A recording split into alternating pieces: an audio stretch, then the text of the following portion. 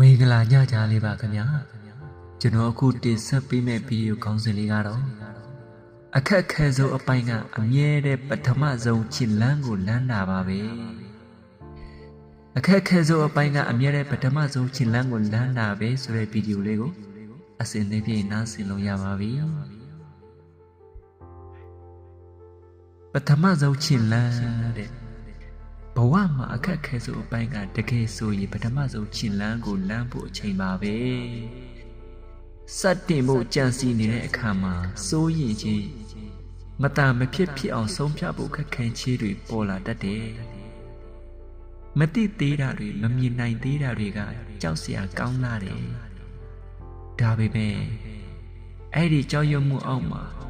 တကယ်အခွင့်အလမ်းအသစ်တစ်ခုရှိနေပါတယ်အဲ့ဒါကတော့ပြောင်းလဲမှုဖြစ်ပါတယ်ပထမဆုံးချစ်လန်းဟာအမြဲတမ်းအနည်းဆုံးတုန်လှုပ်မှုတစ်ခုပါပဲတခါတလေတန်ရုံးစီတွေကြောင့်နောက်တစ်ချီလန်းမလန်းနိုင်တော့ပဲရပ်နေတတ်တယ်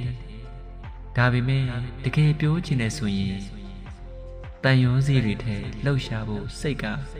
ပိုတာတွေ့လာရတယ်မလန်းကြီးအထိအရာအားလုံးကကြီးကြီးမားမားခက်ခဲလာပေမဲ့တလန်းချင်းလန်းလိုက်တဲ့အခါမှာပဲသိလာမယ်အခက်ဆုံးမှုထင်တာဟာစတင်ဖို့အတွက်သာဖြစ်တယ်ဆိုတာအောင်မြင်သူတိုင်းပြောင်းလဲသူတိုင်းဟာဒီပထမချစ်လန်းတစ်ခုကြောင့်ပဲစတင်ခဲ့ကြတာသူတို့ကအကြောင်းအချက်အနေနဲ့မစောက်ပဲစိတ်မသက်မသာတာနဲ့ပဲလမ်းခဲ့ကြတာအခက်ဆိုးအပိုင်းကစတင်ခြင်းပါအလွယ်ဆုံးအပိုင်းကတော့မလန်းခဲ့ရတဲ့အရာကိုနောက်မှတောင်းတရခြင်းပါပဲအခက်ခဲဆုံးအပိုင်းကအမြဲတမ်းပထမဆုံးချစ်လန်းကိုလန်းတာပါပဲဆိုတဲ့ဗီဒီယိုလေးကိုဒီနေရာမှာပဲဆုံးသတ်လိုက်ပါတယ်